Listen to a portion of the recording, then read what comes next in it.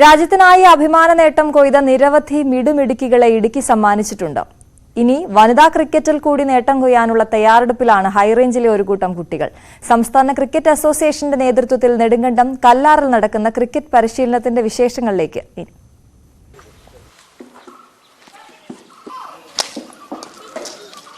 ബാറ്റും ബോളും കൊണ്ട് മൈതാനത്ത് ഇന്ദ്രജാലമൊരുക്കാനുള്ള തയ്യാറെടുപ്പിലാണ് കല്ലാർ ഗവൺമെന്റ് സ്കൂളിലെ 30 പെൺകുട്ടികൾ. മുൻപ് ഇടുക്കിയിൽ തൊടുപുഴയിൽ മാത്രമായിരുന്നു ക്രിക്കറ്റ് അസോസിയേഷന്റെ പരിശീലനം. ദൂരെ കൂടുതലായതിനാൽ ഹൈറേഞ്ചിൽ നിന്ന് കുട്ടികളെത്താതെ വന്നതോടെ 4 കേന്ദ്രങ്ങളിൽ കൂടി പരിശീലനം ആരംഭിക്കുകയായിരുന്നു. ഇതിൽ പെൺകുട്ടികൾക്ക് പരിശീലനം നൽകുന്നത് കല്ലാറിലാണ്.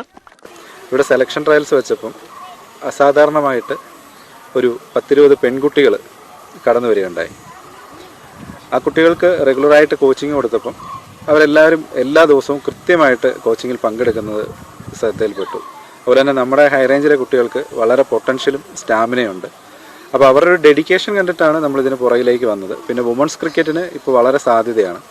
സ്കൂളിൽ ക്രിക്കറ്റ് പരിശീലനം ആരംഭിച്ചപ്പോൾ വെറുതെ കൗതുകത്തിന് പേര് നൽകി കളത്തിലിറങ്ങിയ എൽന മരിയ ജോൺസൺ എന്ന സംസ്ഥാന താരമാണ്. സാറ് പറയുന്ന പോലെ വേണ്ട കാര്യങ്ങൾ അതേപടി ചെയ്ത് നല്ല ലീഡിംഗ് ആയിരുന്നു. മാച്ചിനൊക്കെ പോവുകയാണെങ്കിലും നല്ല ബോൾഡായിട്ട് നിന്ന് എല്ലാ കാര്യങ്ങളും ചെയ്യുമായിരുന്നു. കല്ലാർ ടീമിന്റെ നായിക ദക്ഷിണ നിരവധി എതിർപ്പുകളെ അവഗണിച്ചാണ് പരിശീലനത്തെത്തിയത്. ക്രിക്കറ്റിനോടുള്ള താല്പര്യം മാത്രമായിരുന്നു പ്രേരണ. ഞങ്ങളുടെ സ്കൂളിൽ ഒരു സെലക്ഷൻ ട്രയൽസ് നടന്നു.